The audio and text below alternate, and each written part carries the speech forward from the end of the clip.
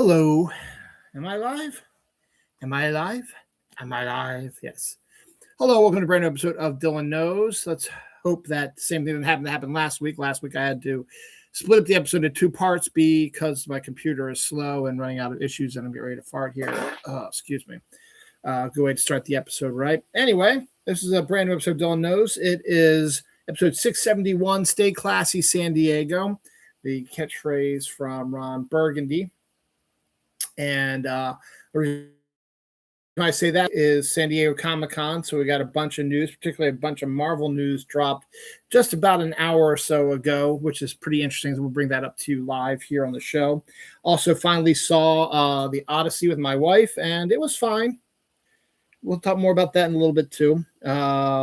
A lot of fall stuff. I mean, I love fall and all this stuff. The weather is cooperating outside, but I'm getting so much more fall stuff than I've ever had it this early in the year. It is absolutely insane. So we'll talk about that. Anything else going on here? We get our first look at Ebenezer, which is fucking awesome. We also get Matchbox, the movie with John Cena. I'm not fucking kidding. Yes, that's true. And gonna try something because Halloween is coming and fall's coming, and I've just talked about this on my show a few times. And I'm not a big energy drink guy, but Ghost and a few other ones are going to be releasing Halloween ones, so I figured I couldn't think of a good drink to try, and this is supposed to help your brain, so I'm going to try a Ghost sour pink lemonade energy drink. I don't think I'm going to like it though. It's been in our freezer.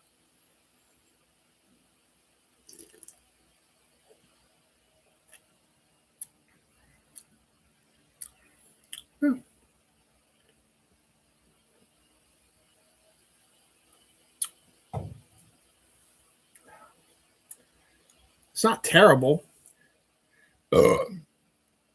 Pretty decent flavor. Sour pink lemonade.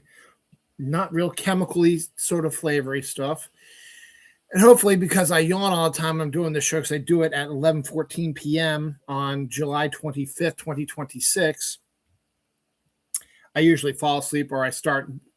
You've probably seen if you've watched my show all the way through. When I get to the later part, like an hour in or so, and I just start talking like I don't even know what I'm doing. I just start saying words. I start vomiting words out because I'm just not there. So hopefully this is supposed to help my mind and keep me energized.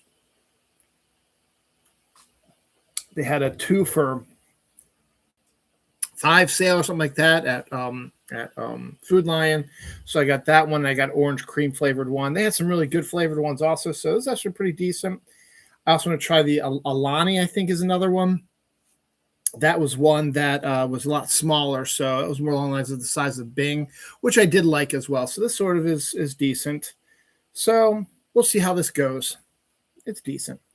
All right, lots to talk about. So I'm thinking this one's going to be probably about an hour and a half long. So we'll probably be done about 12:45. So let's get ready to go. I might be jumping around a little bit. There's a lot of the news you're going to hear from this is from San Diego, but I don't remember which is which. So just assume that a lot of the news you get from today is from San Diego. They still have one more day, but I don't think there's anything really major coming out. The big one was tonight with the Marvel MCU stuff. So let's start with that. This week we got our first look at a full-length Avengers Doomsday trailer. We get to hear Robert Downey Jr.'s Latvian accent, and we get to see him in full Doctor Doom metal armor. We see everyone we are expecting to see, and we see Cap America not Cap America, is that Sam? We see Steve Rogers coming back. Thor has his short hair stuff to begin with at the show. It looks like it gets a little longer as it progresses. And yeah, it was pretty decent and got you excited. A great sequence has Yelena fighting Mystique. And Mystique, as you remember from the old X-Men, Rebecca Romijn Stamos, she was nude in this like blue scaly body paint thing. They have her in the comic accurate costume, the white dress sort of thing, the skull necklace sort of thing like that. She looks phenomenal. And her and Yelena are fighting, and she turns into Yelena. So Yelena's fighting Yelena. That looks fucking awesome.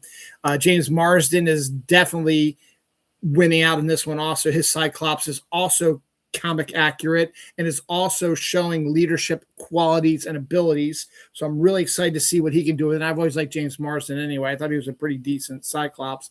They just, the early 2000s when these came out, they weren't that intrigued about making things comic accurate. But as the MCU progressed and made things more comic accurate, they started thinking we should probably start doing that. And we did see Gambit, Channing Tatum's Gambit is in it also. No Nightcrawler sighting, which sucks. I would like to see what he looks like. We get the Fantastic Four. We see Namor. We see the Falcon will be in it. We'll see Captain America, Sam Wilson, standing next to Winter Soldier. So apparently they're going to be able to pass their differences off, I guess. You get to see Wakanda forever. Yeah, stuff like that too. And you get to see, Thor fighting against Dr. Doom, and he's like kicking their ass as expected. So we'll see. Looks pretty decent. We also was announced in San Diego that Haley Atwell's Peggy will be returning as expected. So she will be in the movie as well.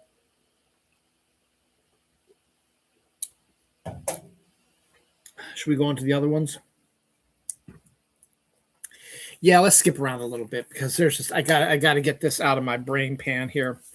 So first off, no X-Men news, and that's fine because D23 is coming up mid-August. They're probably going to release that because I'm betting that because on Friday, 6 days from now, Spider-Man, brand new day. I'm so fucking stoked for that. Will be out in theaters. I'll be seeing it on the 1st of August, 1 week from today, because I will not be able to take off on the 31st like I wanted to because my daughter is working with me, but I am going to see it on fucking Saturday, November 1st. So fuck yeah. So I cannot wait to see that. So we're going to find out about Sadie Sink, and that's why they're waiting, I think, to drop X-Men news because D23 is literally about a month from now. So you can get actually about 3 weeks from now, actually, to be honest. If you can wait that long, by then Sadie Sink's appearance will be revealed. If she is indeed Jean Grey, if she's Firestar, if she's Rachel Summers, it's whatever. If she's not even an X-Men, who knows? But it's a perfect way to just sort of, okay, we're going to do it then.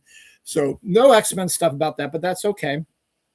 Stuff we already knew. Vision Quest is going to be the finale of the Wanda trilogy. I think they're releasing all episodes on the 14th of October. They're not going to do a weekly, I don't think. I think they're going to drop everything on the 14th. Where's the other ones here? They're up there. No, they're on here. Yeah, that's completely on journals.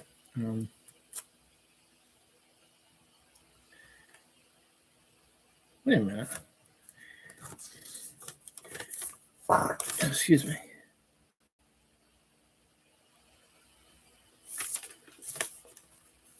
I know it's on here. I know what it is. I need to see if I can find it on here.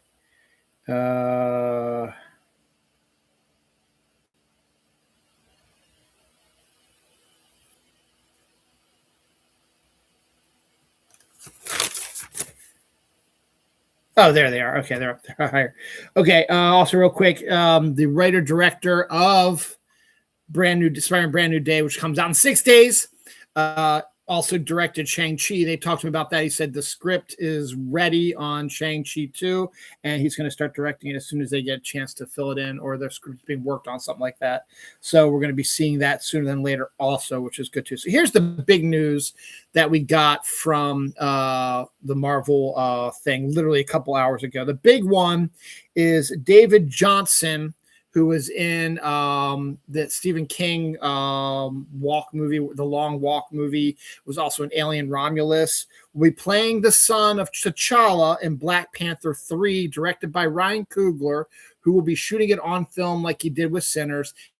And Denzel Washington is going to be in it as well. He is going to be playing the son of T'Challa, who's introduced at the end of Wakanda Forever, all grown up, obviously. So they do have a young T'Challa coming in, which was kind of be expected. That way, I mean, Letitia Wright's fine as Shuri, and she's going to get to show off in Doomsday and Secret War, but she's also getting older. You're going to trying to start over young all over the place. He's young. He's in his 20s. So you're going to start getting, hopefully, some Black Panther stories like that. It shows that that's the way Marvel is going to be heading. They're going to be going younger, which also means that, Tom Holland has probably been talking about he's going to be retiring soon from Spider-Man, which means Miles Morales being here. He's young also. So obviously Marvel is going to go younger. The X-Men are all going to be young actors as well. We know that for sure as well. So it looks like we're doing so. I was proof about that.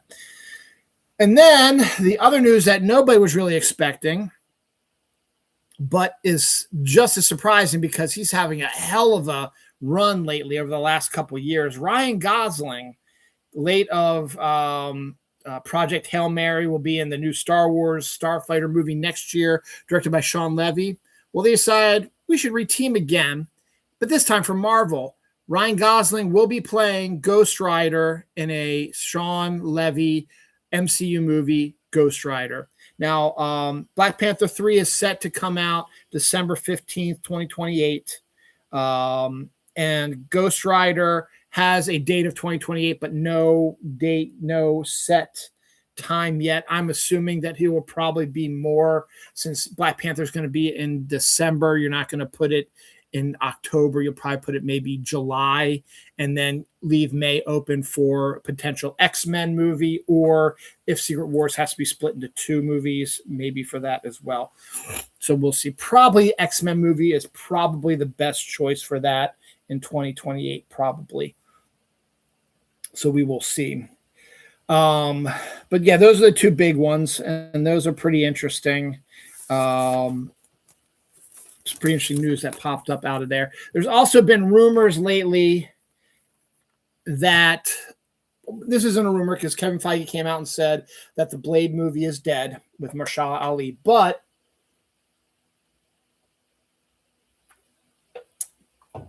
they kind of want to keep him around in-house. And they've already got pretty much set up how they're going to do it. They're going to pretty much, the rumor is, this has not been substantiated yet, but the rumor is that Blade will be twisted into Midnight Suns. He'll be the leader of the Midnight Suns. You could potentially bring in Ghost Rider with Ryan Gosling, Werewolf by Night, because he's already had his movie also. You could bring Moon Knight back for that as well if you want to.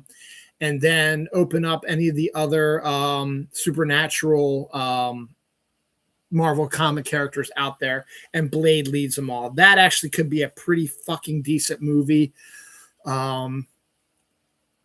if they can do it right. It's a shame we won't get a Blade solo movie, but to get him in there in some form or another works out pretty decently. So that's a rumor right now.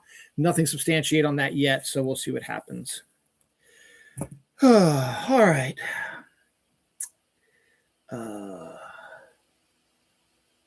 I Suck at Girls adaptation coming to Netflix. Anna Konkle, Tegan Burns, Brianna Reed, J.J. Rogan, Paul Scheer, and Tori Kellis.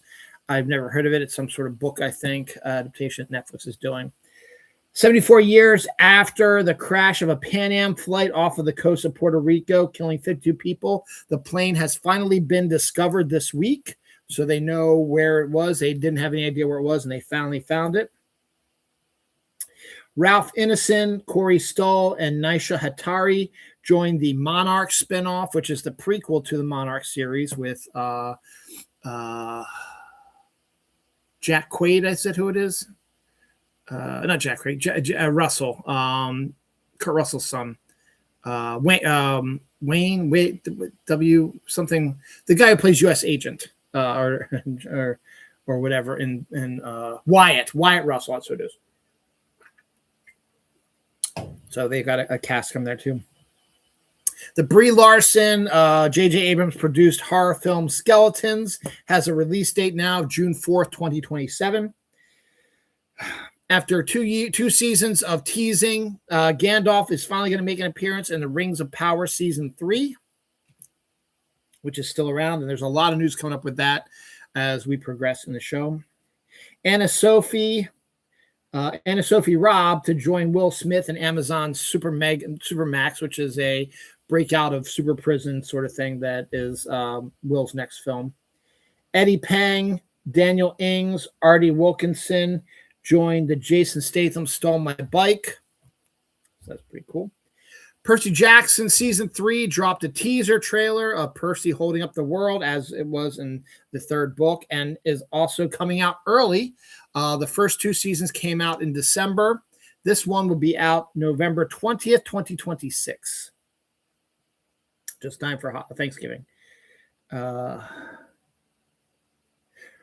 Runaway finishes production. That's Josh Duhamel, James Franco, Pamela Patton, and Summer H. Howell.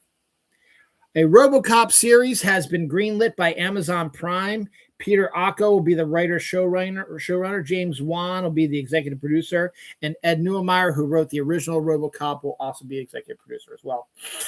RoboCop, to me, has the cleanest costume, outfit, whatever. One of the best in movies, and I'm dying to see what they're going to do with the show. The Duncan Fall menu is set to release on August 19th. Same old sort of stuff. Nothing really new coming out with that. Blueberry glazed Krispy Kreme donuts are going to be coming out here soon too. We got our final trailer.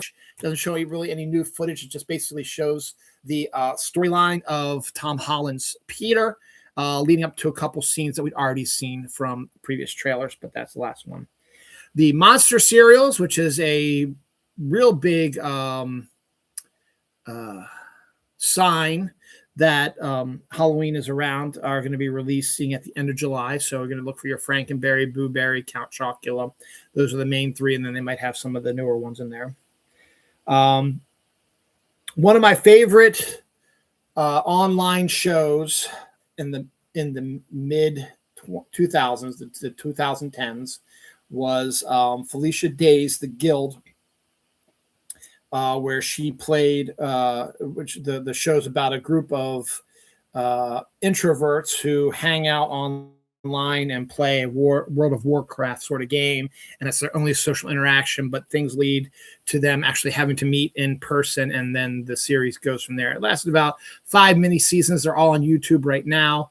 And Felicia has said an anniversary of their 10-year or 20-year. No, it's going to be 10-year. Their 10-year anniversary. They are trying to raise a Kickstarter to make a movie, which is going to be set at the Renaissance Fair. That's all she's telling us. In its first day, it nailed over $1 million, the fastest Kickstarter in history to reach that in one day. And it has gone on to go past the $3 million mark as of now.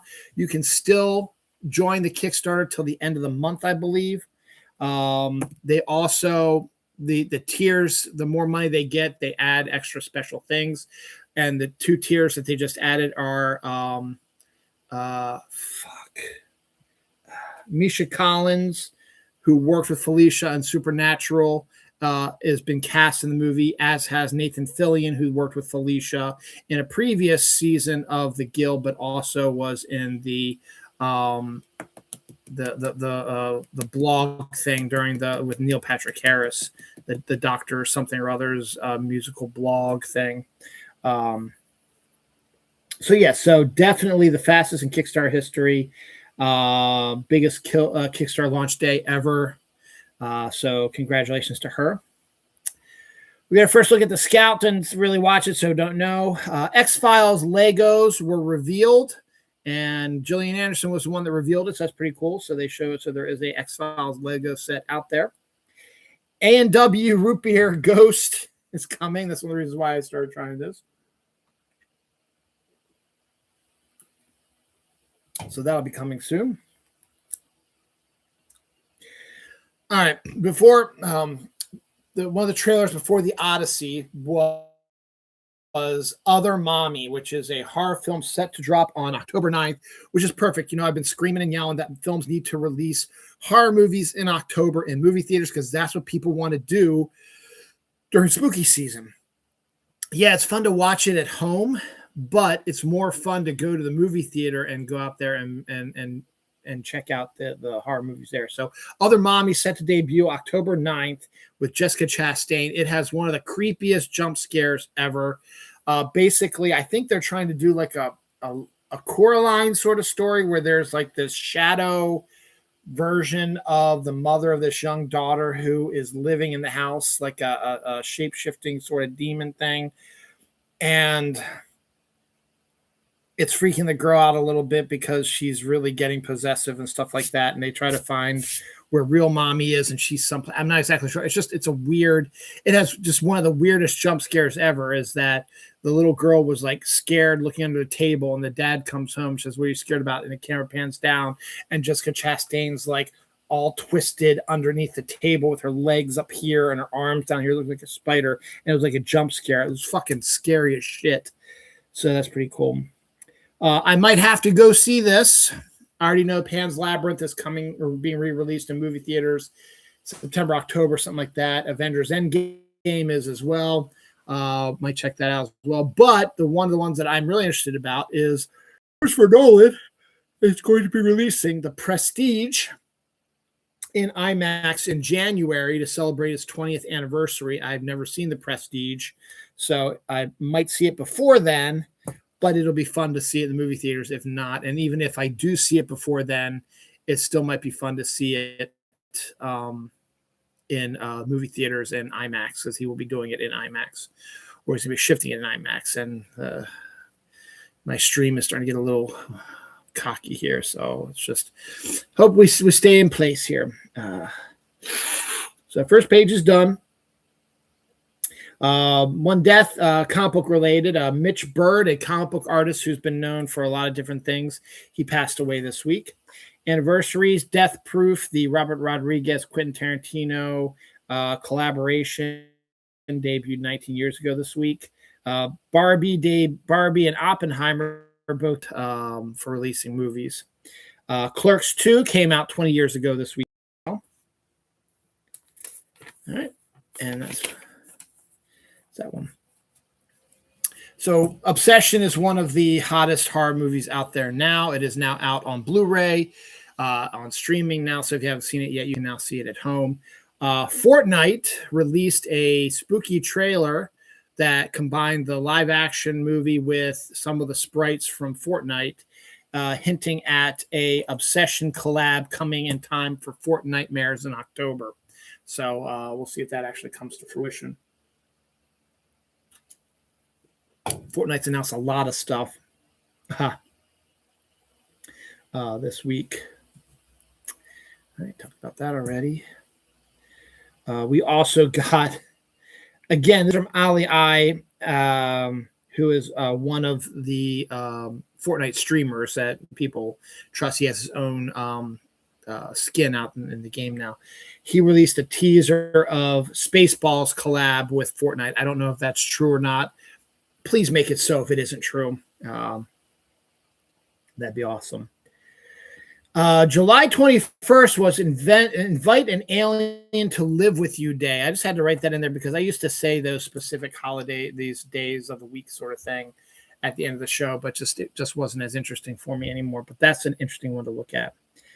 Masters of the Universe was released for free for Amazon Prime members on Amazon on the 22nd, and it's already doing the whole new cliche thing where it flops in the movie theater and then everybody watching on streaming, they're like, man, this is good. Why didn't I go see it in the movie theater? Because you listen to morons at Rotten Tomatoes and incel ass fuckers. You stupid shitheads. Josh Lucas is set to join Nicole Kidman and Elle Fanning's legal thriller from A24 called Discretion.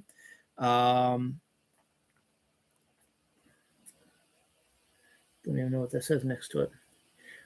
Theo Lieber joins The Rock and Benny Safdie's new film for Amazon called Lizard Music. which is going to be The Rock trying to be dramatic again. This is pretty cool. Afterlife with Archie, which was sort of kicked off this sort of adult Archie comic sort of thing and led to the creation of the Archie's TV show.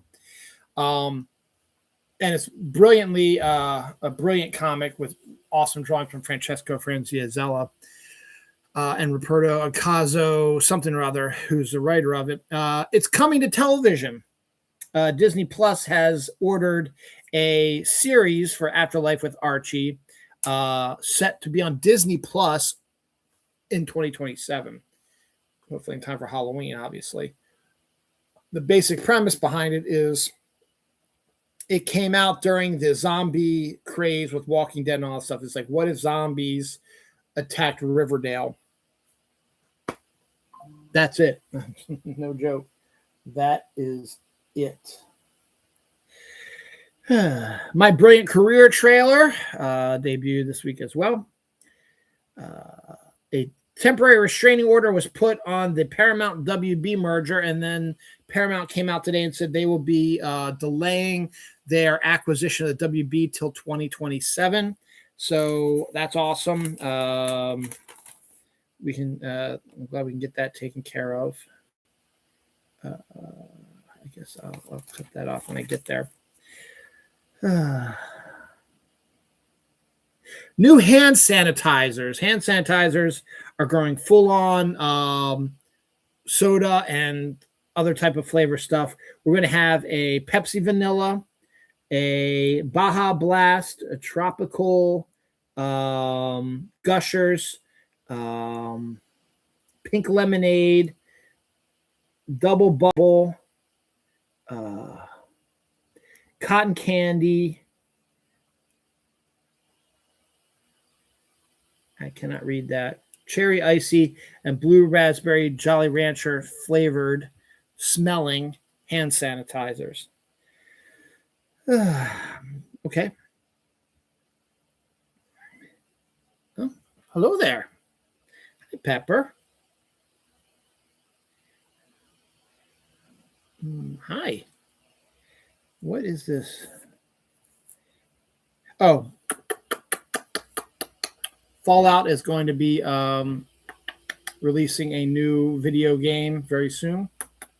And they believe the new Fallout game will be taking place in New Orleans. You're showing about your butt again, Pepper. Hi, big man. Hey, go up there on the phone. Yeah, go by my phone. Let's hang up here. That's cool. I'll put this right down here, so if you want to hang up on the printer, you can. The Price of Peace begins filming with Jared Harris, Guy Pearce, and I can't see because my cat's in the way. Danny Houston, Merab Nedzidzi, and Mia Therapolitan. This is based on a book of some kind. Who's my big boy? I just love him so much.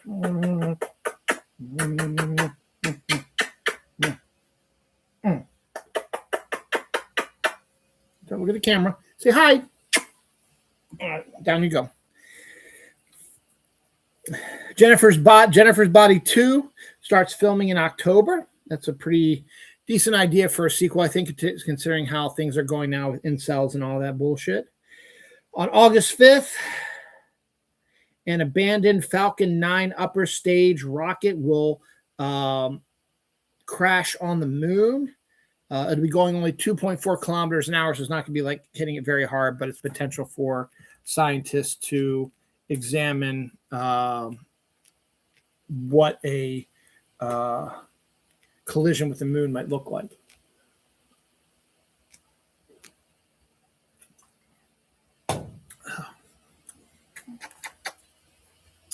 Daredevil Season 3 has finished filming. So that'll be ready for next year. The New Zealand, Australia Lego shops have a Spider-Man Lego set, which is one of those where it's just the character. Oh, I just love you so much. I'm going to hug you.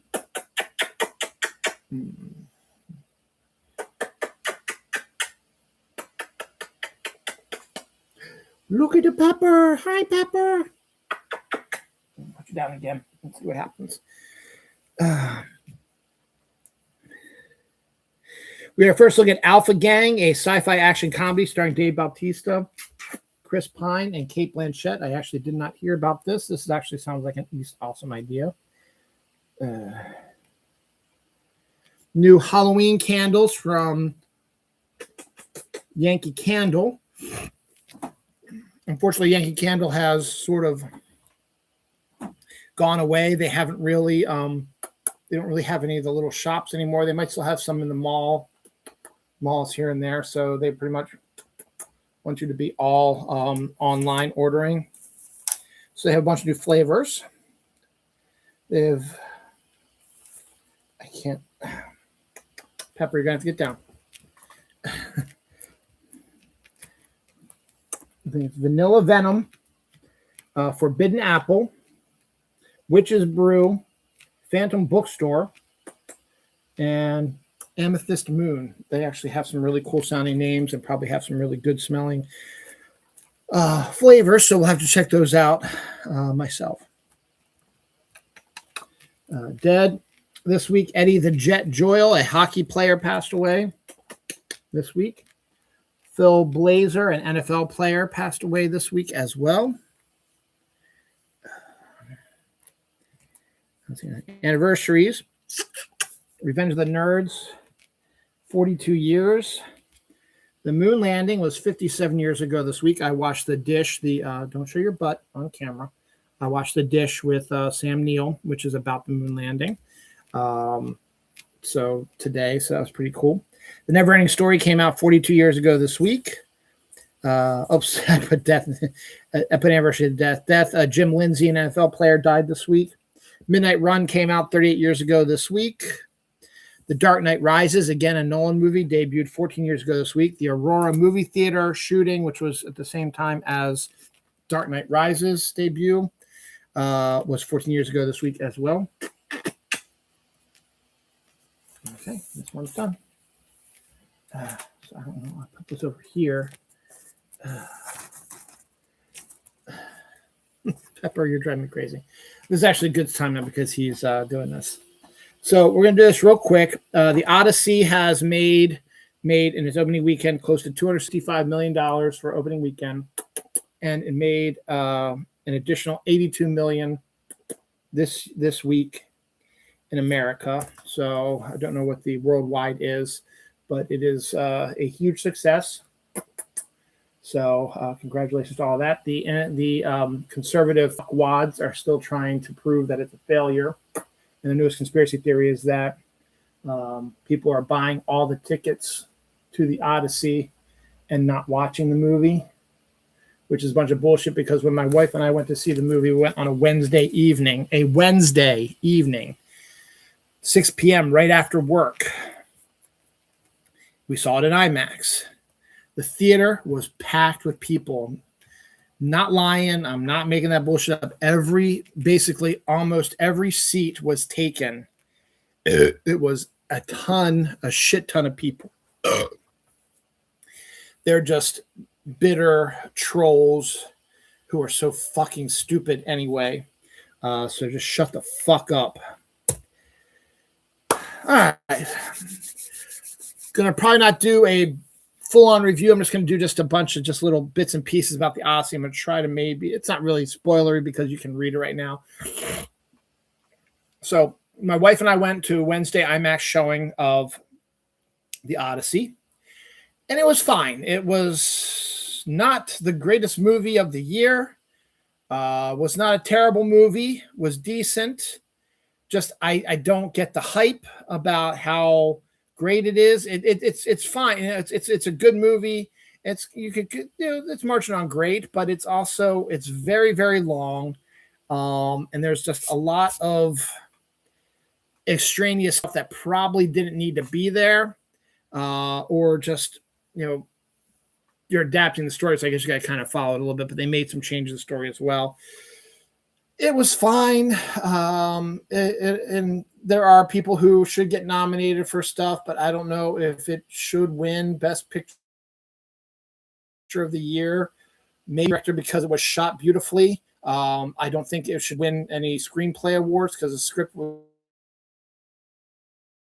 meh, and that's what I've seen for the most part. People have loved it, but have said that the screenplay was kind of meh. So it's Frozen. It was fine. Let's get on the couch. Matt Damon was okay. He had one or two really good scenes, but for the most part, he didn't capture you as much as Cillian Murphy did in Oppenheimer. Cillian Murphy's Oppenheimer, he basically ruled the screen on this one. And Matt Damon was acting, and he was the main character, yes, but his surrounding cast was so much better than him. Not so much better than him, but was just as good as him, if not better. And he did fine. He didn't have the meat of Odysseus is not really as meaty a role as Oppenheimer is, obviously. And Matt Damon did what he could with it, and he has a couple of really good scenes, but for the most part, he's just sort of doing Matt Damon, to be honest, which is fine. And as I said, he's fine. He's doing good. I don't think he should get a nomination for Best Actor. I like Matt Damon. I liked him. I thought he should have gotten the nomination for The Martian, which he did, but he didn't win, which I guess is okay. He was so much better in The Martian, but that was also, again, a different character to play. The one who should win all the awards and shouldn't get nominated, and I think she has the possibility to get nominated for Best Actress, is Annie Hathaway. Not just because I have a crush on her. Annie Hathaway absolutely blows the screen away. She is amazing in every scene she's in, but her real meat of her performance comes at the end of the movie, where she's absolutely unloading on her son, Telemachus, who we'll talk about in a second, Telemachus, whatever you want to call it, and just on the suitors in general. It's a phenomenal performance by Annie Hathaway. Unfortunately, she's probably going to get supporting actress. Either way, she should get nominated. I think she has a good shot of being a Best Actress award, and I think she has a good shot of winning because she was fucking fantastic in it. Tom Holland as Telemachus, he's fine. He was really kind of doing Tom Holland. Someone made a really good point. They said he was fine, but they would have liked him maybe to play a villain role because he really hasn't done that before. He was basically just playing Spider-Man kind of in ancient Greek, Peter Parker in ancient Greek, I should say. And I have to agree with that. He was, as I said, he's fine. He did a great job. He held his own, but he didn't have any real major Academy Award winning, nominating sort of scenes. He was fine. His character was fine. His character's in it a lot more than you think he is. His scenes with John Barenthal as in the Odyssey were great, and I cannot wait to see them together in 6 days. I'll be seeing it in 7 days in Spider-Man Brand New Day. I'm really excited for that. And we'll talk about that. John Barenthal was fantastic. In his limited capacity role, he did what he's supposed to do, just give some information, detail some stuff, and then he was gone. He shot some birds with Tom Holland. You can see the chemistry between them is potent, and I liked his role a lot. Another actor who should get his flowers is Robert Pattinson, who plays the evil Antonius, who is the sort of the ringleader of the suitors and is the most evil little prick out there. And they added a little something. This wasn't in the original Odyssey, but they added it sort of as a contemporary nod to things where Antonius is a rich guy. And they added a sequence where Odysseus had to draft kids for the Trojan War. So they did a draft similar to what we did during Vietnam. We had to pick out a thing. And Antonius, as a young rich boy, was picked to be in the draft. Scion, the son of a poor shepherder, offered to take his position as long as he took care of his dad while he was away, financially and whatever. Antonius said he didn't want to go to war, so he said, "Sure, yeah, we'll do that." And Sion took his role and went on. We'll talk about him in a second. And then, of course, Antonius and his rich family fucking screwed over Sion and his family. So you already get that also. He's just kind of a sleazy little shitbag. Plus, he and this other guy were kicking Odysseus' poor little dog who was on the verge of dying. That was a hard scene to watch also. But he was perfect. He was evil. He was oily. He was just a shitty character. And Pattinson killed it in the role, and he should get a nomination for supporting actor in there. Someone else who should get a best supporting actor role is John Leguizamo as Aramis, I believe is his name, who is a blind, like, friend, confidant of Odysseus, and also helped train Telemachus along with Mentor on how to fight. And John Leguizamo does a fantastic job in the role, and it's a very limited role, but he did an amazing job with it. I think he should get some award love as well.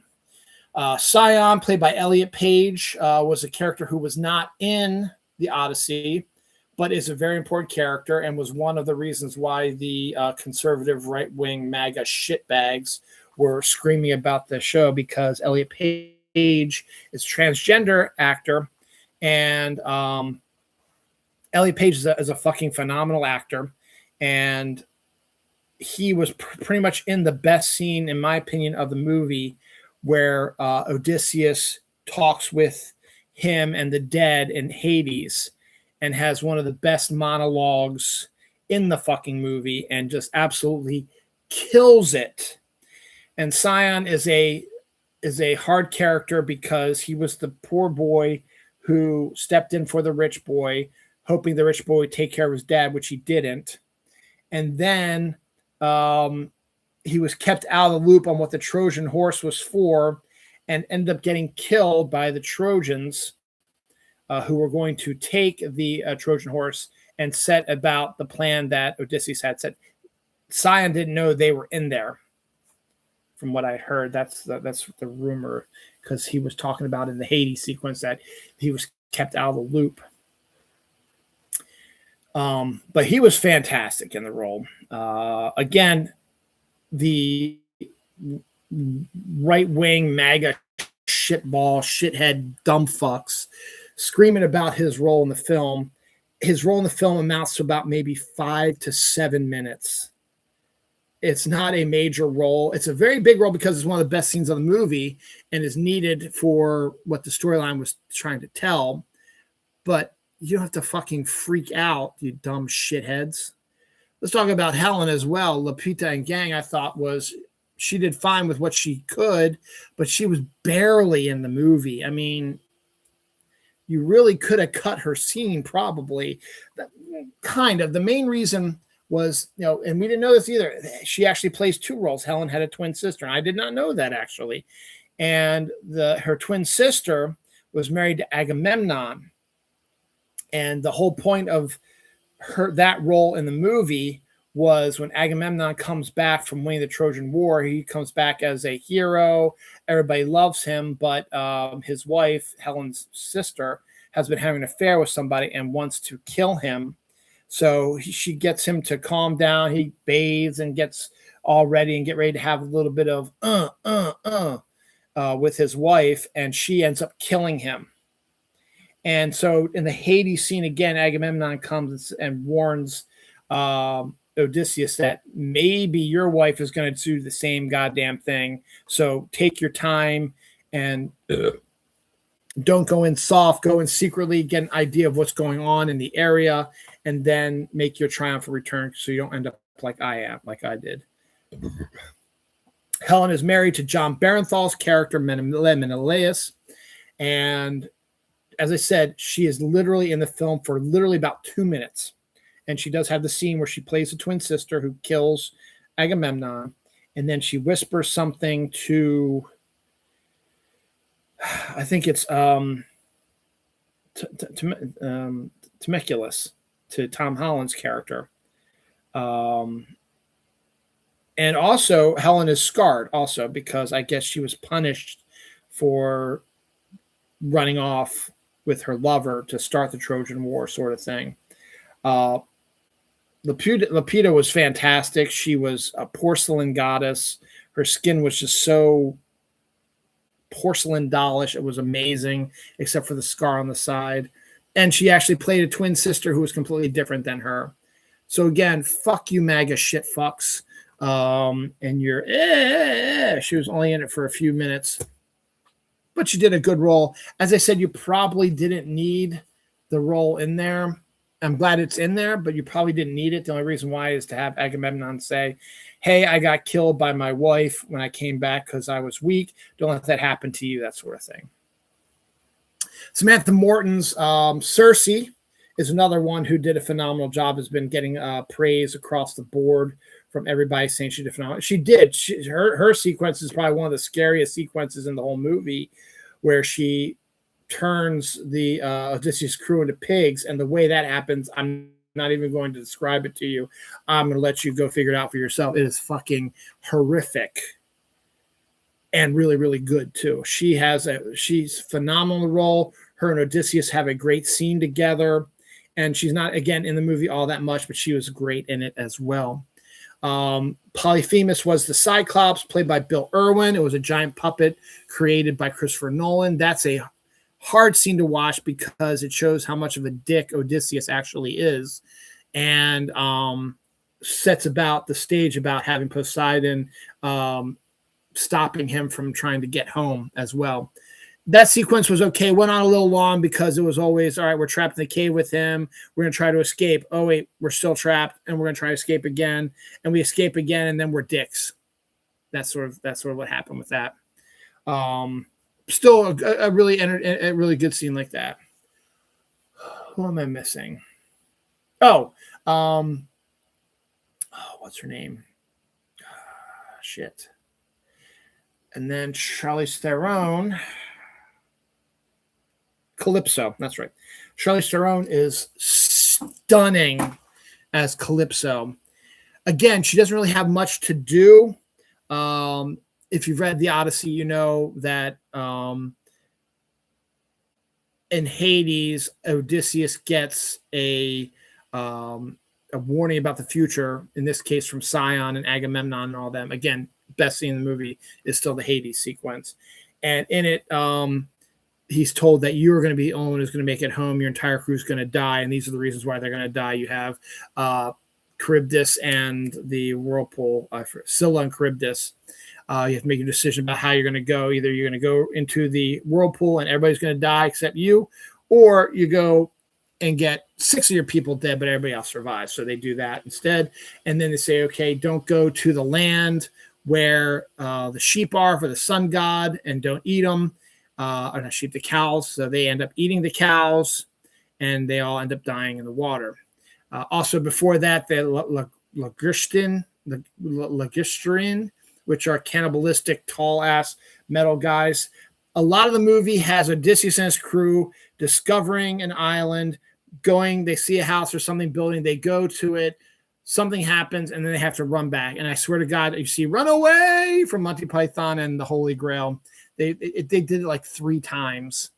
And then eventually Odysseus ends up washing ashore on Calypso's island, played by the, oh my God, so fucking stunning Charlize Theron, who keeps him hostage for 7 years as he is recovering from his journey and is eating lotus flowers, so he's forgetting stuff. And she eventually is told by Zeus, you have to release him. And then that leads to the finale where he comes back and takes care of business. Mia Goth is barely in the movie, and she plays another kind of a despicable person. She is one of the handmaidens of Anne Hathaway's characters, who happens to be a secret informant to Antonius, who lets him, because she's in love with him, and lets him know what's going on with that. She was barely in it. Again, it's probably a role you could have done without, but it led to her telling Antonius that Penelope, played by Anne Hathaway, was not finishing the loom. She said she would make a decision after she finished a blanket, on a loom, and she would break it up every day and restart over again. And so they were waiting for 2 years to figure out that. It's visually stunning. The music is okay. It's interesting because Nolan says you can't do a full orchestra, so the score had to use instruments of the time, and it's fine. IMAX, it was overwhelmingly loud. Nolan loves his loud sounds, so it was way too loud in some aspects. It was a fine movie, as I said. It was just Odysseus and the crew. They find a land, they go on land, they explore, they get involved in something, and then they end up running away. They did what, as I said, like 3 times. And then you see, the asshole suitors being dicks. You see Telemachus's journey to try to see if his dad's still alive. It was fine. It's a good movie. I will probably watch it again eventually sometime when I'm bored. It's not one that I'm going to run right out and say, oh, I need to see this again. Same with Oppenheimer. I liked Oppenheimer a lot. It's just not one I'm going to be like, you know what, I'm going to see it. It's also fucking almost 3 hours long. It's a long ass movie. So just be aware of that. It's fine. It's good. It'll get Oscar love. I just don't think it's the best movie of the year. And that's my 2 cents.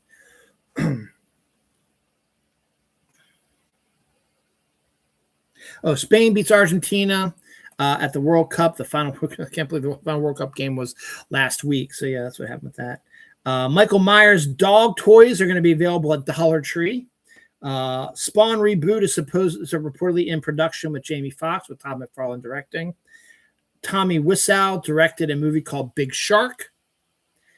Florida Man goes to Waffle House with a live alligator, gets a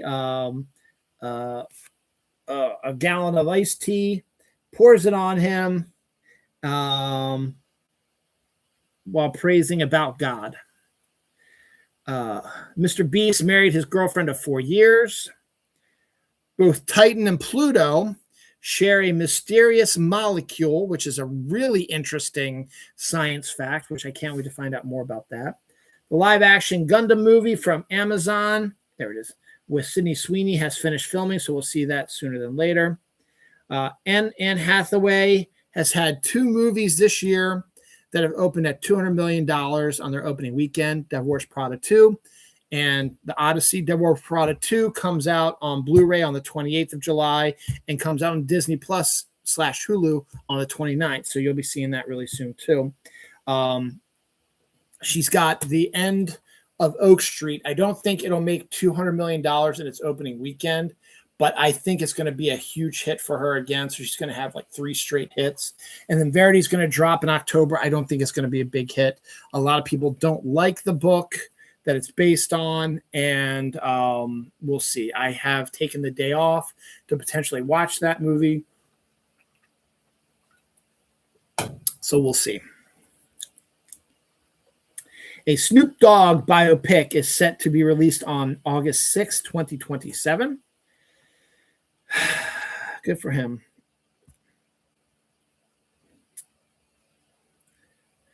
All right, so we've got a couple of biopics coming up here. Tom Holland has announced that his next film will be a Fred Astaire biopic. I think we talked about that a little bit, directed by Paul King, who was the director of Wonka and Paddington. He's already started getting into rehearsals for that as well, so that's going to be basically his next film. Glenn Powell is set to play Lou Gehrig in a film directed by Richard Linklater, which is a really good team up there.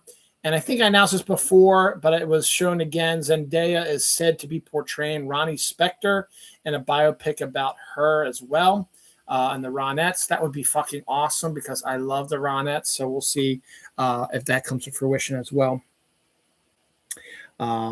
Starbucks fall menu with the pumpkin spice latte is going to drop August 22nd.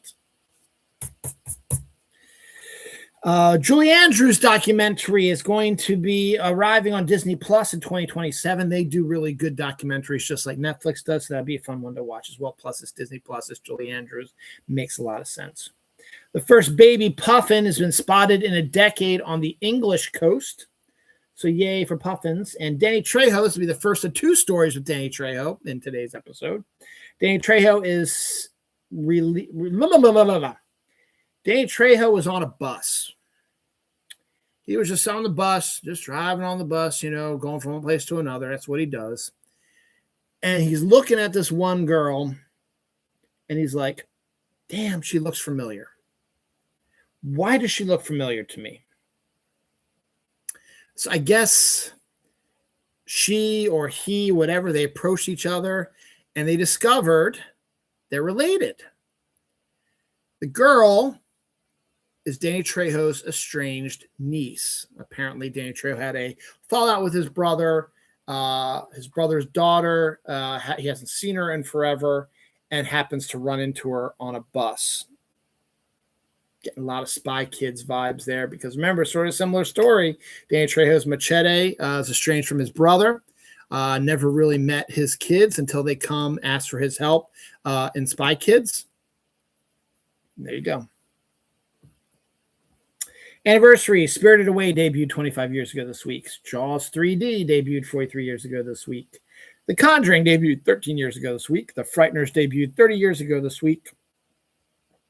Clueless debuted 31 years ago this week. Trainspotting debuted 30 years ago this week. Ripped debuted 13 years ago this week. Death, Jennifer Finch, L7 bassist and apparently a World Weekly News reporter, passed away this week.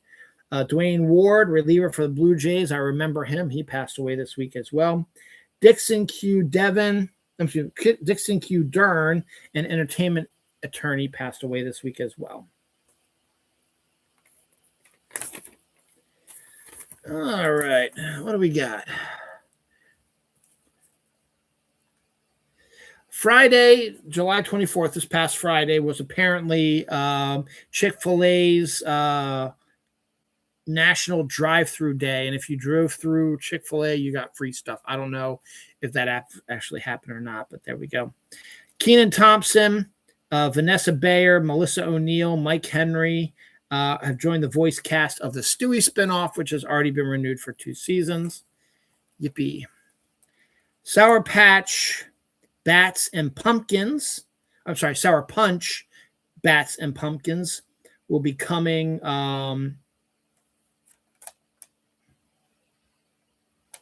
What the hell is that right there?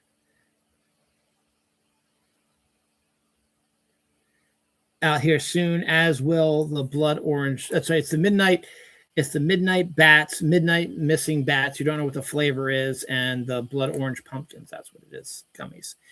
In the comics, Godzilla will be taking on H.G. Wells' War of the Worlds, continuing his romp through literary history.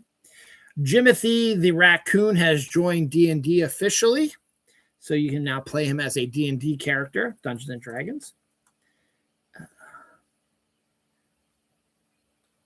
Prime Video adapting comic book Stillwater into a series. It's a horror comic book.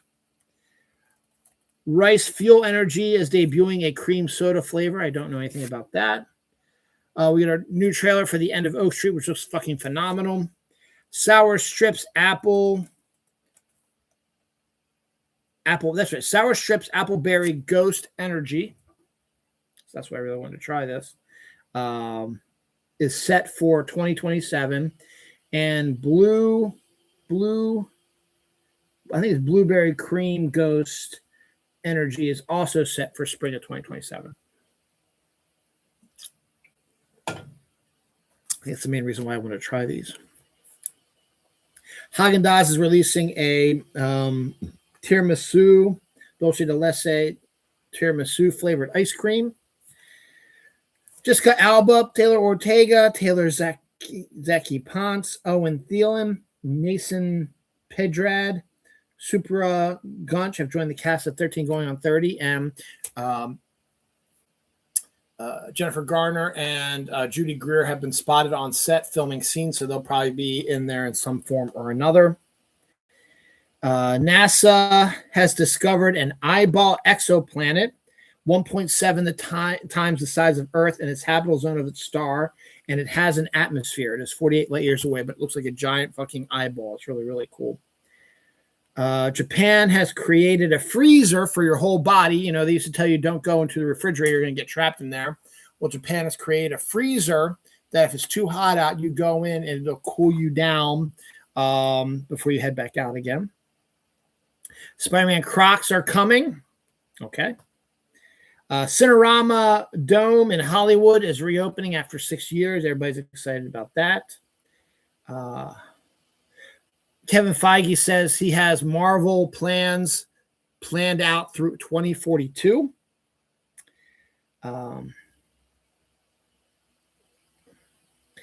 Scientists wanted to test something. They dressed somebody up as Batman and put them on the subway.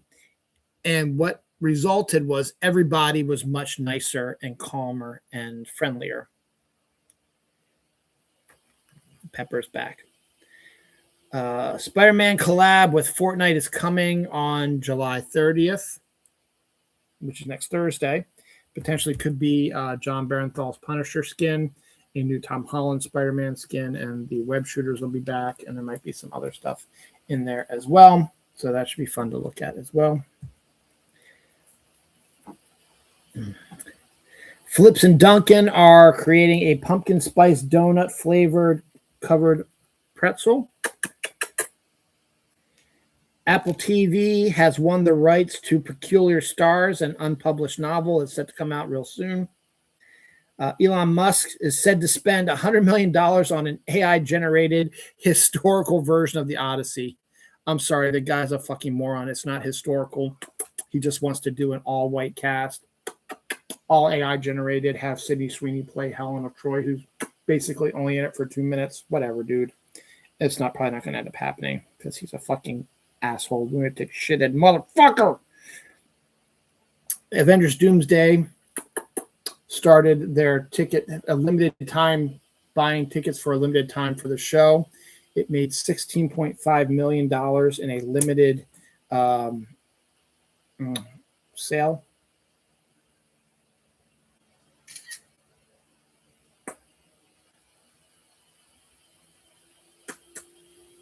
I'm going to take a picture of him.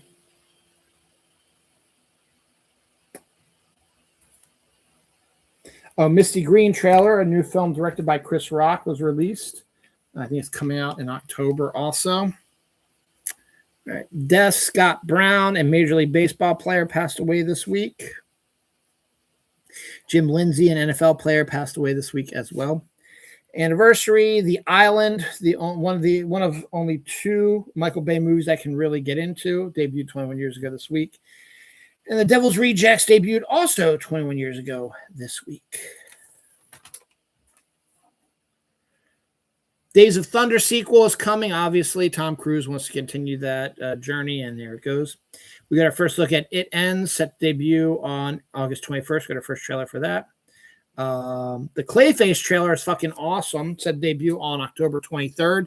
One of the next DC movies out there, a horror film written by Mike Flanagan.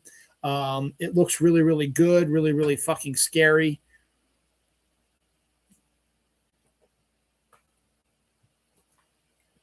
And could potentially have the villain be the character Anarchy, who is a really good Batman villain. Coors Light, beer, cheese, Cheez-Its are coming. An animated version of the Texas Chainsaw Massacre is also in the works right now. Apparently, Alice Eve is back as Typhoid Mary in Daredevil Season 3. I already talked about that. Lego producing a great Halloween pumpkin set. It's a glow-in-the-dark pumpkin set that has a ghost flying over it. Looks really decent. Barrow Na Beer to release Spider-Man on certain cans. That is Tom Holland's non-alcoholic beer. First look at Margaret Qualley in the Possession remake. Supergirl will be coming to digital on July 28th, set to hit 4K Blu-ray on September 8th. Astronomers may have discovered the first exomoon, or it could be something else, potentially a rogue planet or something else, but they believe it is a moon.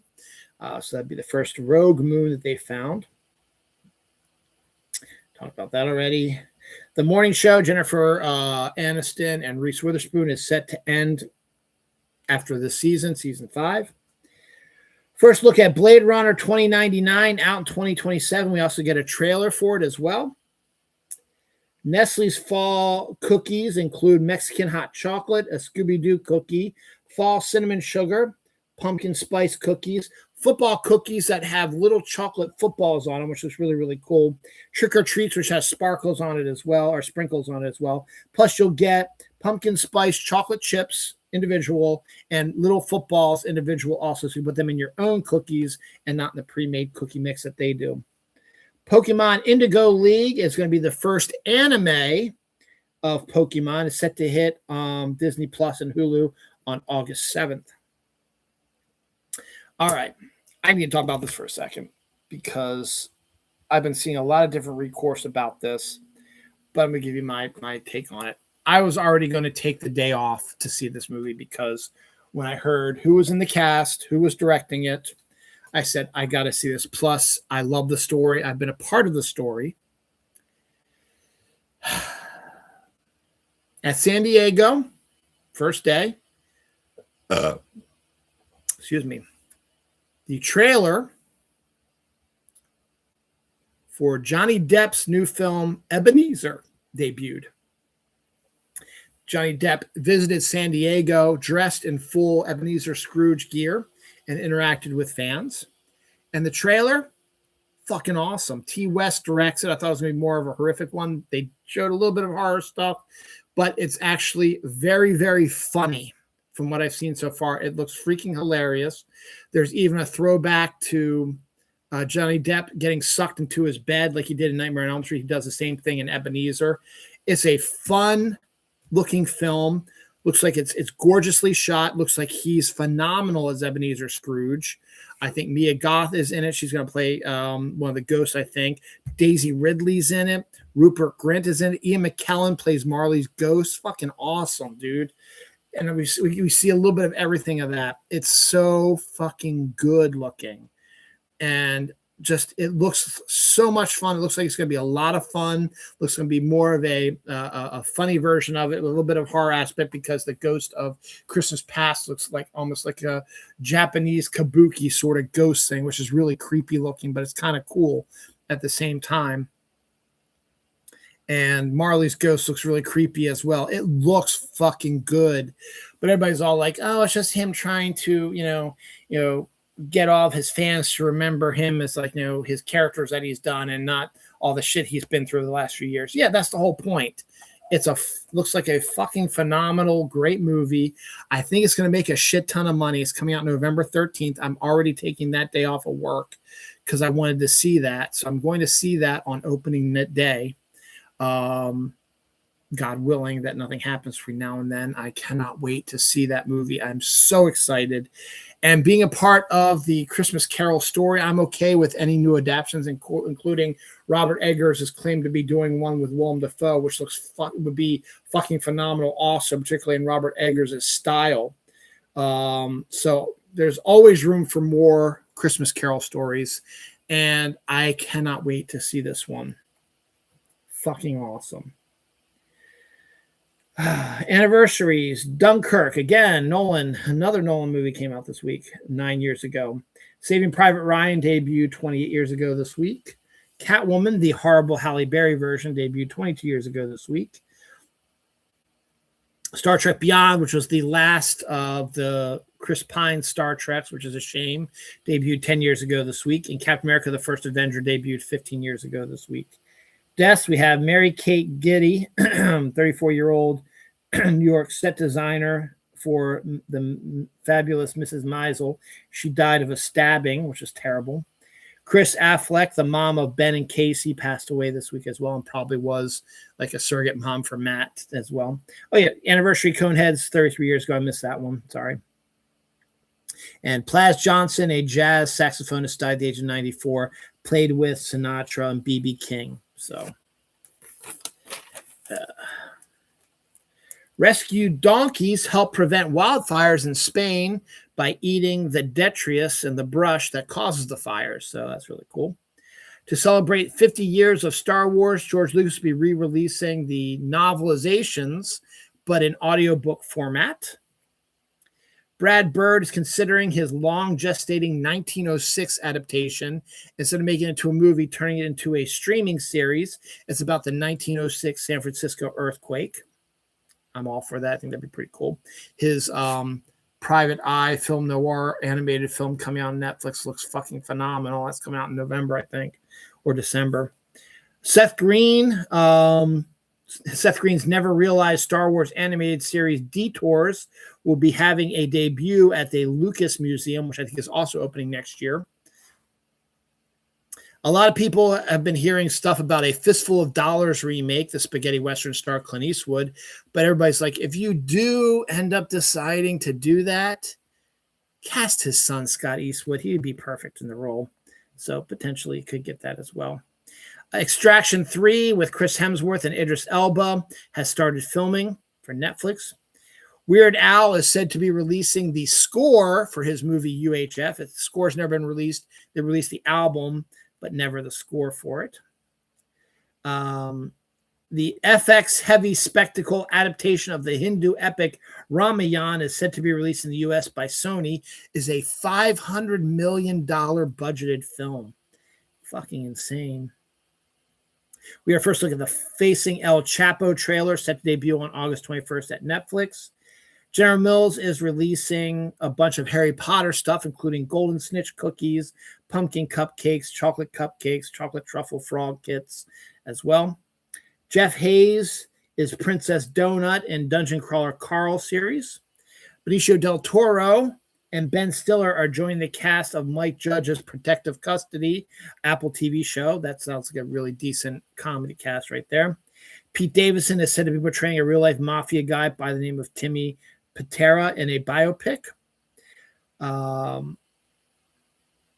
Pokemon is turned Pikachu into a $300 Puma sneaker for the 30th anniversary of Pokemon. The Robert Pattinson To Catch a Predator film Primetime is set to debut now September 25th. The Girl in the River trailer with Devon Sawa, Maggie Grace, Tiffany Haddish, and Ralph Macchio came out. All right, talked about that. Earthquake hits within the U.S. Many states involved affected by it: Texas, Oklahoma, Kansas, Colorado, New Mexico. Real life Fortnite is coming to the Universal Studios Halloween Haunted Nights, Horror Nights. So you'll get a real life sort of Fortnite event going on there. Star Trek is getting a Lego series, the original deck of the original Enterprise with the original characters. Tahib Jimmo and Dujana Gift are cast in Open Waters. And two other stories I want to hit on. The Resident Evil trailer, the newest one, also said debut in mid-September, which I'm also going to fucking see in the movie theater also. Continues to look fucking awesome. We get a better look at Austin Abrams' character and a little bit of what led him to the situation and leads him to, you know, making it feel like you are in the video game, or at least just a innocent NPC in the middle of what's going on in the middle of the Resident Evil game. It looks fucking phenomenal. Zach Krager looks like he's doing a great job. I am excited for this one as well. So I've got some really good movies coming up that I cannot wait to see. This is weird, but why not? Atari has signed a deal with Universal to release movies based on 10 of their OG video games. Now, if you can make a movie about Matchbox, which we're going to talk about here in a second, I guess you can make a movie about some of these things. Some of them are pretty self-explanatory about how you're going to do it, but some are just like, what? So they've signed a deal. The movies they're going to make are Asteroids. You can do sort of an asteroid, I guess, natural disaster sort of film. Adventure, which I think was like the early part of Pitfall, so you could do something like that as well. Berserk, a lot of people think about the robots that go crazy and go attack somebody. That could be pretty decent also. Breakout, which wasn't that just sort of like a breaking brick sort of thing, but you can make that sort of like a jailbreak sort of thing. This is weird. You can make these, you know, almost like the same, because the same thing. Centipede and Millipede are both getting movies now. Can't you combine them into one movie and just have giant centipedes and millipedes like a Tremors sort of movie? Crystal Castles, I know nothing about that game. I guess you can make that sort of a fantasy game. Missile Command, again, you have a limited amount of time to try to stop the world from getting destroyed.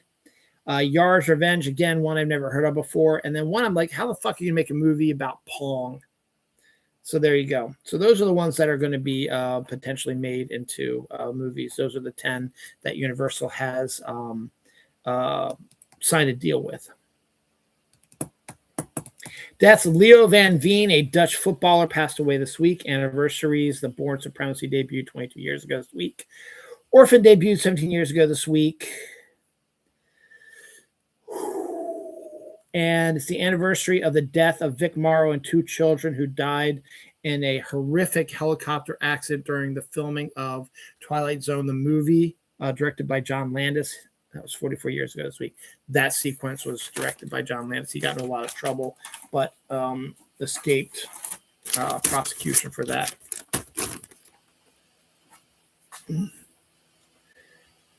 Second part of Netflix's live-action Parasite adaptation is a go, so that'll be coming here soon.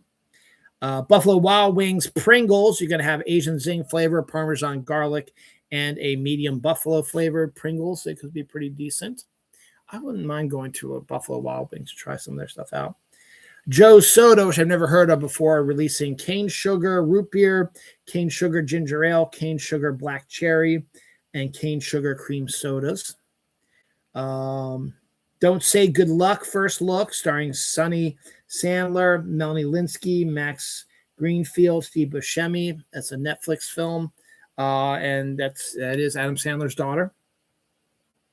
Ghirardelli chocolate jack-o'-lanterns are going to be coming out in time for the holidays.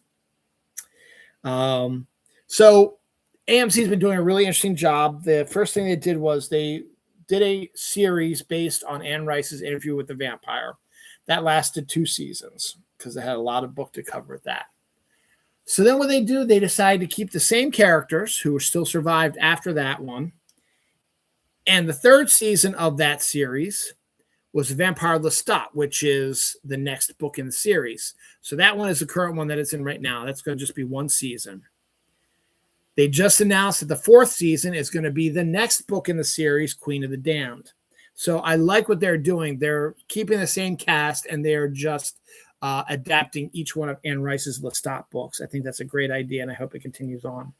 We got our first trailer at Carrie. I actually really wasn't that interested in it, but it's Mike Flanagan, and it looks good, but it also looks very awful because of the bullying and the abuse, but it looks decent, and I might have to check it out. That's set to debut on Prime October 7th. Time for Halloween. Anniversary. This is what you've been waiting for. I've been teasing it all day. The Matchbox trailer with John Cena and Jessica Biel was released. It's set to debut not in movie theaters, but on Apple TV on October 9th. A movie based on Matchbox. And you know what it is? It's a Fast and Furious sort of type movie where John Cena plays a secret agent or a CIA agent or something like that who's been framed with stealing a nuclear warhead. So he enlists a bunch of his old friends who all played Matchbox cars with him when they were younger to join him on this trek. And they get to drive in the different cars and try the different things. It's an action comedy. It's actually laughed a few times during the film. It looks like it's going to be a fun little film, and John Cena is perfectly cast in it, so it should be a lot of fun. Dungeons and Dragons: Honor Among Thieves is a film that everybody says should have done a whole lot better, and they should release a sequel because it's so good. My wife and daughter saw it. They loved it. My brother-in-law, sister, and nephews, they loved it also.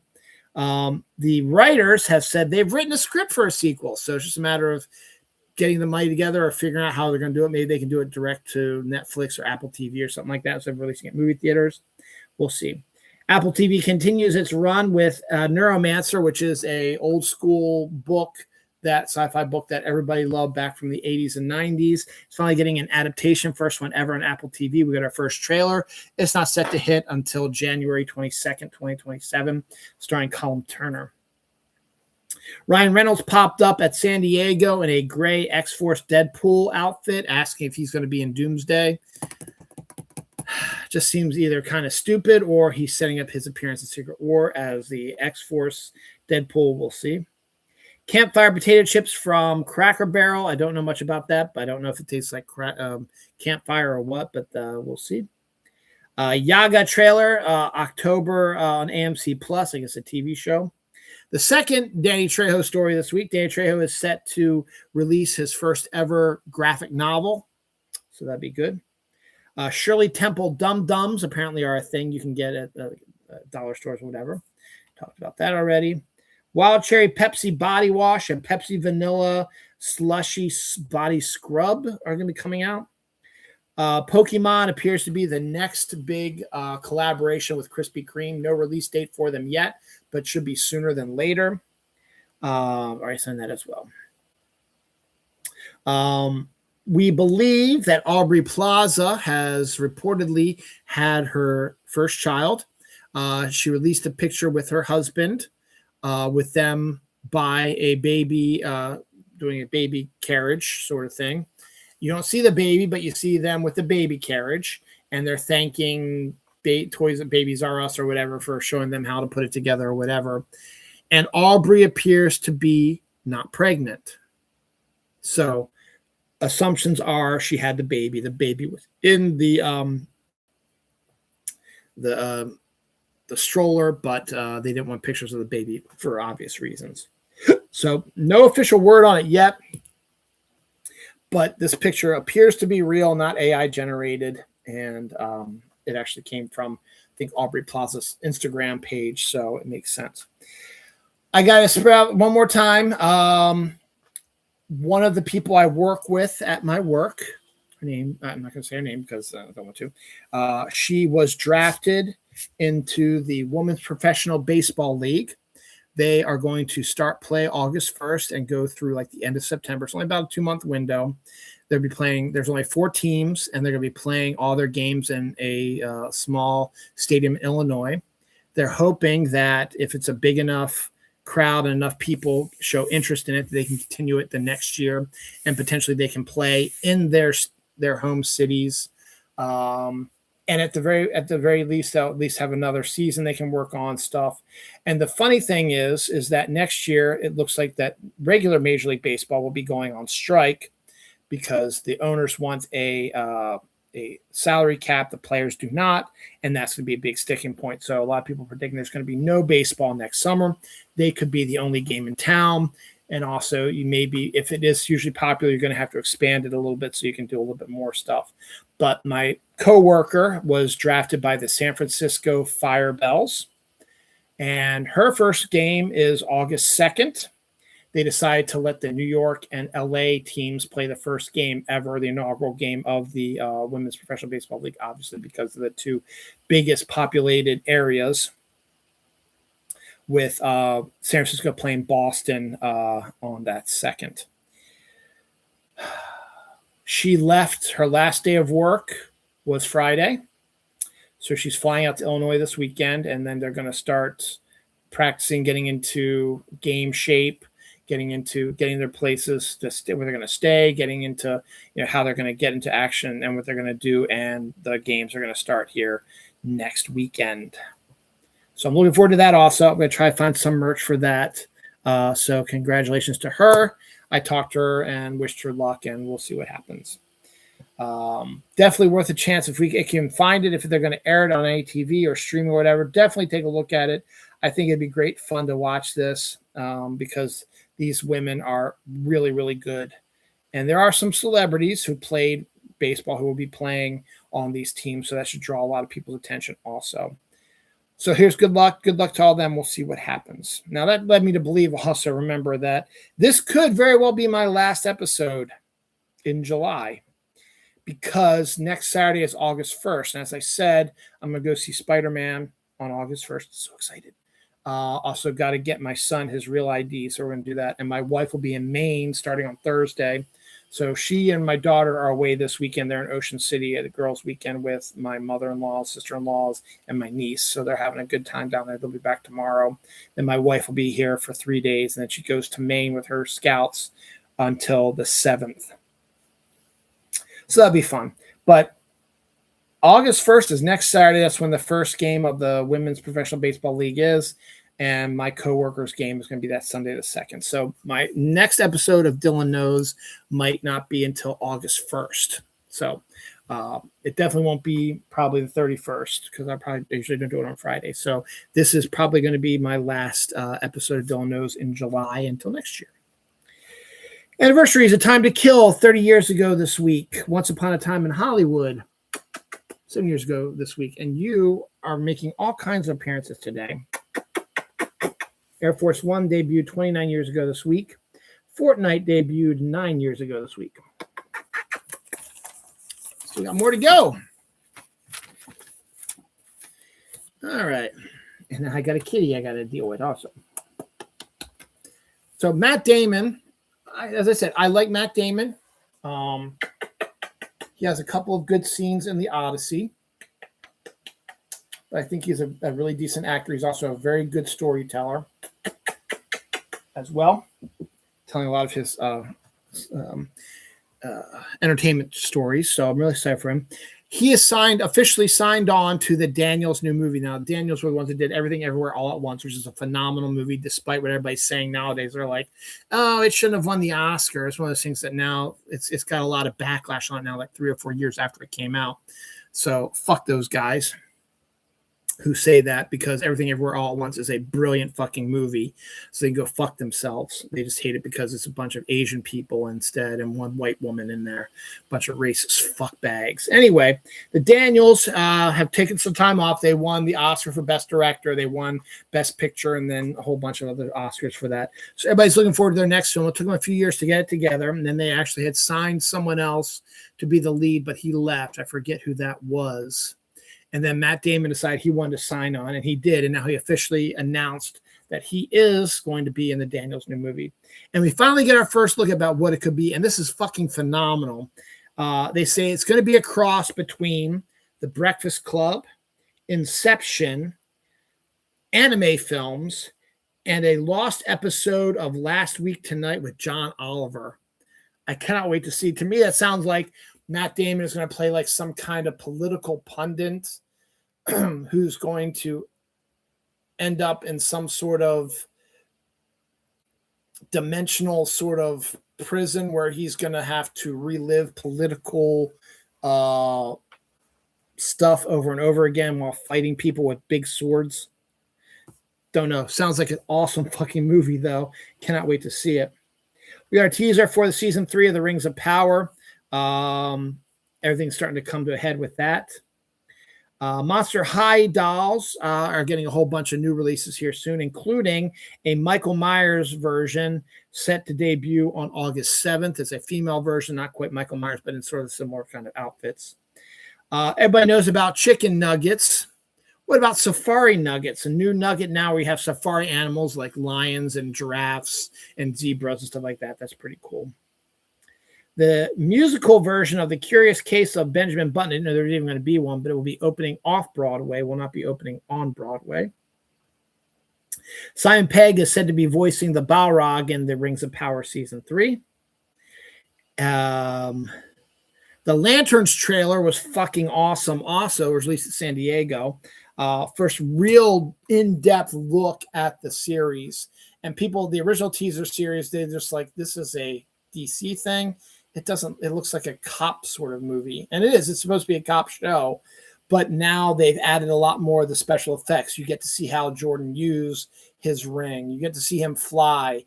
And you get you get to see Jon Stewart's use his ring. You get a appearance by Guy Gardner, as you know, from Nathan Fillion's Guy Gardner. You get your first look at Sinestro. And we get the main bad guy. Turns out the bad guys are the Manhunters, which are a fucking awesome villain which makes a lot of sense because the original Guardians of the Universe wanted a police force to patrol the universe, and they created the robotic manhunters, but they turned out bad. So then they created the Green Lantern Corps. That's a fucking great idea, a great story idea. And Laura Linney, who's in the movie, in the show, will be playing a member of the Guardians of the Universe. I think that's fucking awesome also. So I can't wait to see that either. Marvel Comics has announced a Punisher versus Predator comic book series, which is a phenomenal idea.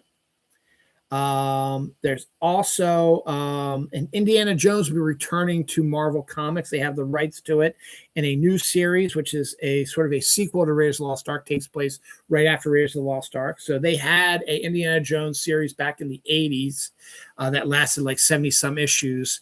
And now they're doing a new one now. It had other iterations at Dark Horse and stuff like that. This is going to be cool to see that. Talked about that already.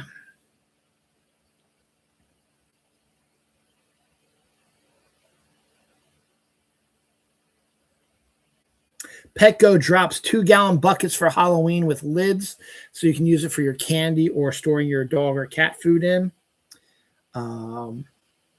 Japanese designer designs a costume for your cat that makes them look like a fried shrimp. The Spaceballs had their San Diego Comicon debut, and Rick Moranis came on stage, and they made a joke about the Spaceball cinematic universe that's going to go through 2131, and they had all these movies listed on all these screens. That was fucking hilarious. And then on top of that, since Rick Moranis was out and about and you'd barely see him, he did some interviews, and there's rumors that he may be considering producing and finding a writer and director for Honey, I Shrunk the Grandkids, which we haven't returned to that character since the 90s. So it should be fun to see that if that ends up. I guess that's another character he wouldn't mind replaying again. Blumhouse is developing a Something is Killing the Children series based on the comic book as well. Batman and Absolute Batman will be teaming up kind of in the Batman Day comic that comes out in September. Basically, since they're in two separate universes, the comic, and it's a brilliant idea for a comic, the comic is going to be written by both creative teams of the Batman series in DC and the Absolute Batman team in the Absolute Batman series. And they're basically solving the exact same crime, but it's the differences in the alternate reality is going to be fun. That looks like that could be a fun one. I might have to do Batman Day for that. They also, DC released a bunch of their next level one stuff we pretty much knew. Demon and Shadow the Bat. Who else was in there? Vixen, Static, Legion, Teen Titans, other stuff like that. So nothing really major about that. Tubi is set to be releasing The Little Mermaid versus Mega Jaws. Not fake news. That looks actually kind of interesting and kind of funny. We got our first look at Bucking Fastard, which I didn't know what it was about, but now we do. Rooney and Katie Mara, who are sisters in real life, will be playing twin sisters who are both in love with the same man and who speak in unison. So that could be interesting as well. A unique sort of series. Hi, Pepper. Okay. Deaths, Chuck Russell, director who directed the Jim Carrey adaptation of The Mask. Also Eraser, The Blob, and Nightmare on Elm Street 3, as well as The Scorpion King. He was not the greatest director of all time, but he directed some big movies and got some good love for that. Jordan DeVay, a former 49ers player, died at the age of 38. Lou Kohler.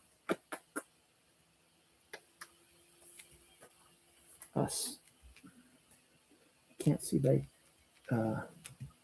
Sick of It, singer vocalist, died at the age of 59. Jackie Olive, an NFL player, passed away as well. And Ralph Hemmicker, a TV director who directed episodes of The X-Files, The CW Flash, Blue Bloods, Vampire Diaries, Ghost Whisperer, Numbers, Millennium, Legion, Legends of Tomorrow, Roar, etc., and so on. He passed away this week. Anniversaries: Maximum Overdrive debuted 40 years ago this week. X-Files sequel, I Want to Believe, debuted 18 years ago this week. Caddyshack debuted 46 years ago this week. And that's all that for the yellow page. So we're almost done here. So a little bit longer than I thought we were going to go, but that's okay. I had a lot to talk about. Tony Romo was arrested for operating a vehicle under the influence. We already talked about that. LeBron James has signed with the Philadelphia 76ers. KFC is doing a Evangelion meal with a purple bun and is also doing a Simpsons KFC meal with a pink sprinkled donut chicken sandwich, a squishy smoothie, and meatball chili balls.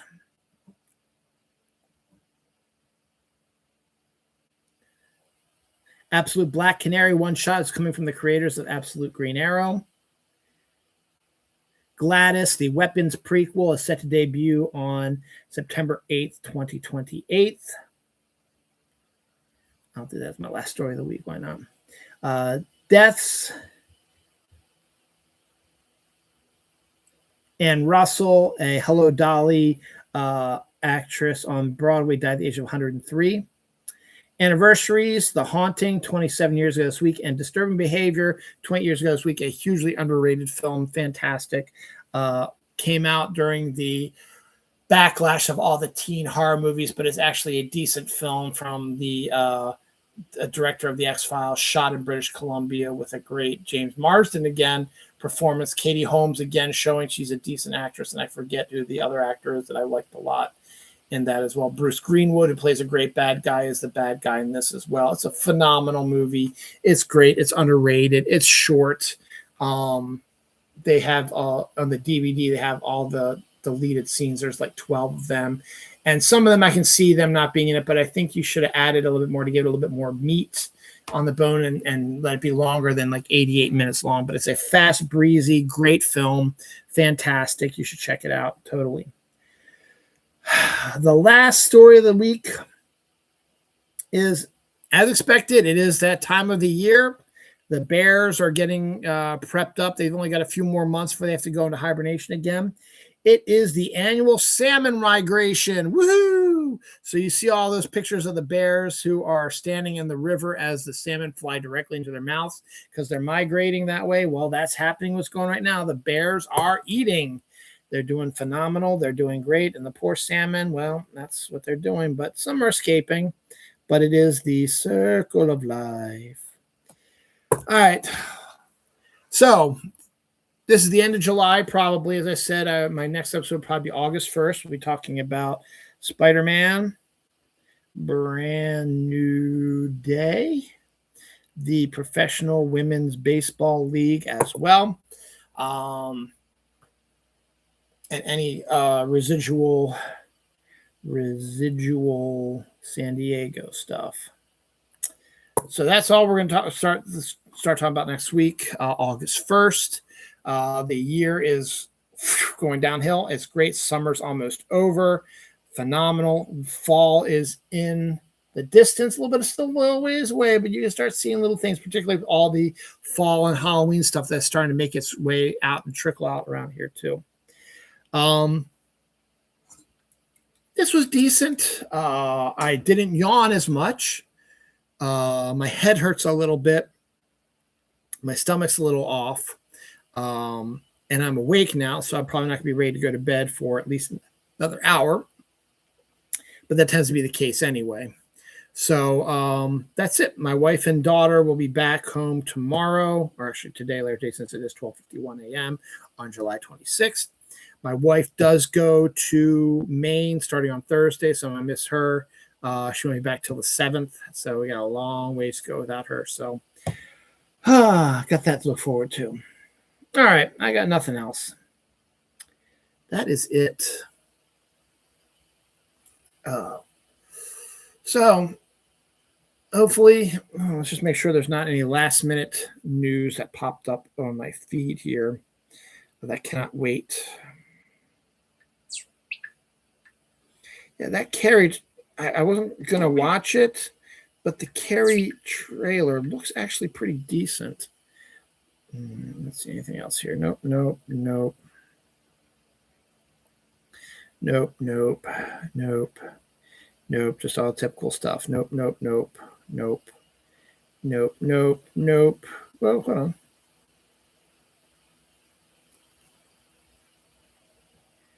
Okay, that's interesting. Matt Groening has announced that a Futurama and Disenchantment crossover is happening at Futurama Season 11, announced at San Diego Comicon. The new season premieres August 3rd with 2 new episodes.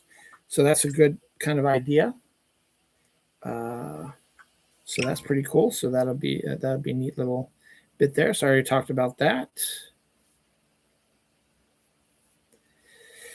I think.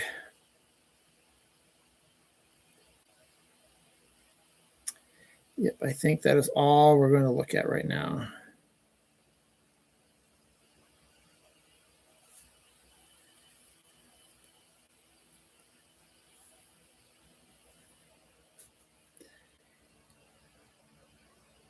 Yep, that's it. So the big news.